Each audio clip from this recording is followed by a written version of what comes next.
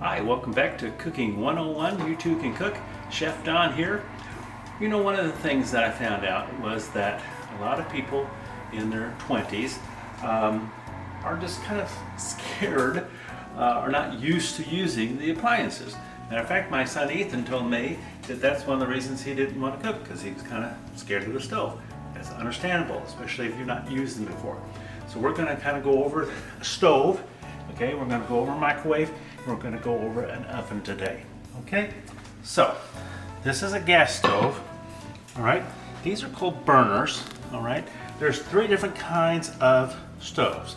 So there's this kind, which is the gas stove. Then there's electric stoves. A lot of people have those, and those cooking surfaces are called elements. Okay, and it's electricity heats up the coils, and that's what heats up your food. And then the other one is a glass top. All right, everything is underneath that, and you have a smooth glass top. It's very easy to clean up and all of those things, but it's also very easy to crack it, so you have to be very careful. I love gas because it's very easy to control the heat. All right, now on this stove, it has a lighter. The lighter is electric, and it creates a spark which lights the gas. Okay, so you're gonna take this knob right here. There's a light right there, and the clicking sound that you hear is kind of like the same concept as on your grills. That's that electrical pulse. We turn it on, and there you go. You've got a flame. Okay, now this is the power boil burner, and what that does is it gives a lot of heat very quickly, so it allows you to boil water much more quickly than the other burners do. Okay. Now, very rarely do you need it that high. It's just that high to get the water boiling a little bit more quickly. But once it starts to boil, unless you need a heavy boil, then you're going to turn it down a little bit. All right. Now, when you're working with a gas stove, you have to be careful, because anything that touches the metal or gets around the flame can catch on fire, including you. So, you know, that is something to be careful about, especially if you have, a lot of times I like to wear a robe, and the robe arm hangs down. Well, you can see that could become a problem real fast. Okay, so now when you put a pot there on the burner, your water's in here, it'll start to boil, things like that. You can put on your lid. Now for safety, when you're working with water and stuff, when you open that lid up, it's going to make steam, and there's going to be hot water that comes down off that lid. So don't open it towards you, because then that steam's going to come right up at you. Okay, either open it to the side or open it to the back. Then it kind of works as a shield for you. Now this one happens to have some steam holes in it to let out some of the steam, but it's not going to let all of it out. Now, the problem though with the gas stoves is that everything gets hot. So the pan handles get hot, the lid gets hot, so you're going to want to have a hot pad ready to go when you're working with that.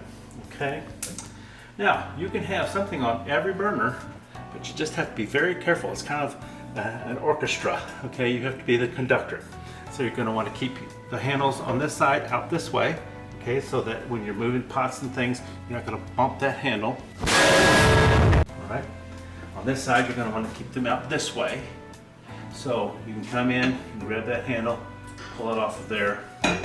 Never put a hot pan directly on your countertop.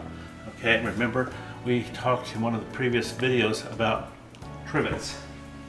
So I got a trivet here. It just keeps that heat from touching the countertop.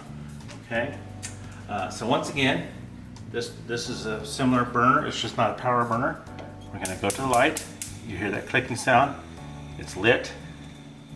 And you can control the heat all the way down to just a low little simmer, which is a good place to keep it if you want to just keep something warm. Okay. The neat thing about it though is, let's say it says once you make your sauce and you're stirring it and everything, it says as soon as it starts to boil, turn off the heat. You know, with a gas stove, that's how easy it is. It's off. Okay.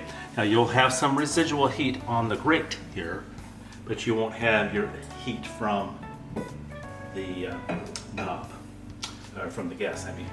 Okay, Now, just like anything else in the kitchen, you just have to respect the surface that you're working in. You're going to have to keep it clean. So if you make a mess, clean it up. And you'll want to do that, the same day that you cook, because if you leave it in there, it just gets cooked and baked on there, and it's very hard to clean. Okay. Now this stove has a neat feature. This has a gas lock. So you just turn that knob there, you hit it to the locked area, and then regardless of what you're doing, it won't spark a flame. Okay, so Here's that's my good gas to have can. if you have kids. Okay. Another neat thing is, as I've gotten older, I have gotten a little bit more forgetful. So sometimes I'll be cooking and I'll forget that I've left the burner on. So good thing about this stove too is that this lights up when it's on. Okay. So that tells me that that burner is on. All right. So then you look over there, turn that off. But always make sure you turn your burner off for two things. You're just wasting gas. You have to pay for the gas, but also you can burn what's in your pot. So be very careful with that. Okay? Now, one thing that a lot of young people especially know is a microwave. All right? They're wonderful. I remember when they came out, our church got one in the 1980s, and we were using it for Meals on Wheels. And I asked my mom, I said, what is that? She says, it's a microwave. And we would get day old bread, from the bakery. She said, now watch this. And she put a donut in there and she hit the buttons. It had dials back then. And boy, that donut came out of there just as fresh as the day it was baked. So for the longest time, I thought that's the only thing that a microwave could do, is make your donuts taste fresh again. But microwaves are wonderful. And they use microwaves that will use the molecules of water that are in the food to heat it up. They vibrate really fast. That creates the heat that heats up your food. Okay. Now, this one's neat. This one has a timer on it. Most of them do. This one has a clock. It has a surface light which shines down on my stove. Okay, which is great. It helps me see there. If you're cooking something down here and you're creating a lot of steam, you want to help pull that out of the house, out of the kitchen, you can hit this vent fan and it'll carry it right out. Okay, there's two settings for that. Okay, now it does have a turntable. Most of them do. All right, and that just helps the food to go around. Okay, it rotates on there, and when we put food in there on a plate, somebody didn't clean that one very well. There we go. We put this cover on there just so it doesn't explode all over the microwave. Because if it does that, it makes a mess. The next person has to deal with it. So that helps catch it. We keep that clean. We put it through the dishwasher, wash it up by hand, and it helps keep the microwave clean. All right. Most microwaves will have preset convenience buttons, like for popcorn, or let's say you're warming up your tea or coffee, or you're cooking a potato, or you're wanting to defrost. You put in there the defrost by the weight and the time that you're wanting, and then that'll go right to that to help you cook that. Okay, and they're great to use, but you can only cook so many things in a microwave. So that's why you have to learn how to use your stove. That's why you have to learn how to use your oven. Okay, now come on over here to the oven. We're blessed we got a double oven, which is wonderful around the holidays. Okay, I actually have something baking in here right now. It's got 13 minutes left. All right, so we have this bottom oven right here. Okay, now the neat thing about that is if you're baking something, don't open the oven door, okay, because it's going to let a lot of heat out unless you have to rotate it or something like that. This has oven lights you can turn on, and then you can see what's in there. And you don't have to open the oven. All right. Now, ovens come in two different varieties, really. Conventional ovens, which is what most ovens are, and that uses an element on the bottom to create the heat. All right. The heat rises and it bakes whatever you're making. Or this one actually has the element on top, same concept. It sends the air down through the oven and it bakes whatever you're working on. The neat thing too is that element on the top there. Let's say you want to broil something. You've made your casserole, you put some cheese on top and you want to brown it. You can come in here, you can hit broil, and it has high or low, and then you would slide that in there and it would give it intense heat from the top down, and it would brown that cheese. Now you have to be very careful, especially if you're going to put it on high, because it's very intense and it'll cook it up real fast, and if you're not careful you'll burn it, especially if you get distracted and you're doing something else, which may or may not have happened to me a few times. All right, now I'm going to just put it back there on the bake cycle.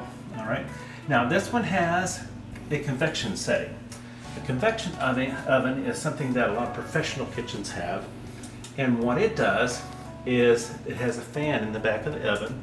We'll just go on and open this real quick just so you can see, okay? Because this bread's almost done. The fan's there in the back. Okay, we'll go on and close it. And when the heat's coming up this way and going down, that fan is going to blow it, and it's going to go all around the oven, and it's going to cook the product, whatever you're making, more quickly. All right? So you usually have to adapt the time, and sometimes you even have to adapt the temperature because it's a much more intense heat. Matter of fact, I'm making banana bread today, so that would have been a good product to use the convection oven for, because it gives you a more even bake. The heat is all around it, okay? And then the regular baking conventional oven, you'd use that for more delicate things like yeast breads and souffles and things like that, because it's just not as intense of a heat. Now most ovens do have a cleaning, self-steaming feature, and that just gets that oven as hot as it'll go, about 500 degrees, and it will burn off the food that's in there and help you clean it. But we'll let that finish up what it's doing. I've got the light on so I can see what's going on. Now since we have the double ovens, there's controls for the upper oven here. The lower oven down there has its own controls. And a lot of the older stoves have dials and so forth, and you'll just have to look at your stove and see how your particular stove works. But just don't be afraid of it, okay? Just respect what you've got here, because once you open this door, everything gets hot on the inside. Now this door is not hot here, okay, nor is the handle, but everything inside will be. So it's good to have your pot holders or your ones that go over your hands there, and when you're done, you can pull it out, okay? Most ovens have shells that will come out, and that's good too, because sometimes you're going to be baking a turkey or something that's larger, so you'll have to take that top shelf out. A lot of times I'll just put mine on the back porch and then just wipe it down when I bring it back in, but that gives you much more space to work with, okay? All right, so we've talked about the stove, we've talked about a microwave, and we've talked about an oven. All three of those things will help you cook and be very successful in your kitchen, and that's what I want for you. I want success. Now, just a couple more tips and hints here. Keep your oven clean. You know, you'll thank yourself later. If you're going to cook a casserole or something like that that could potentially bubble over, just slide a cookie sheet underneath it like that, and it'll catch anything that might drip over, and that'll keep it from dropping onto the oven, because once it drops on there, it can burn on there very easily. Okay. The microwave, be careful with the microwave. Don't put anything metal in there, or you're going to create sparks and you could blow up your microwave. Okay. Be careful and make sure that when you put 2 minutes that you're putting 200 and not 20 minutes. I did that once and created a meteorite of chocolate for my mother. And you know, once again, just keep that clean as well. If you make a mess, clean it up. All right, well, that's a quick overview of the things that we cook with here in the kitchen. You know what? You too can cook, and I wish you all the success in the world.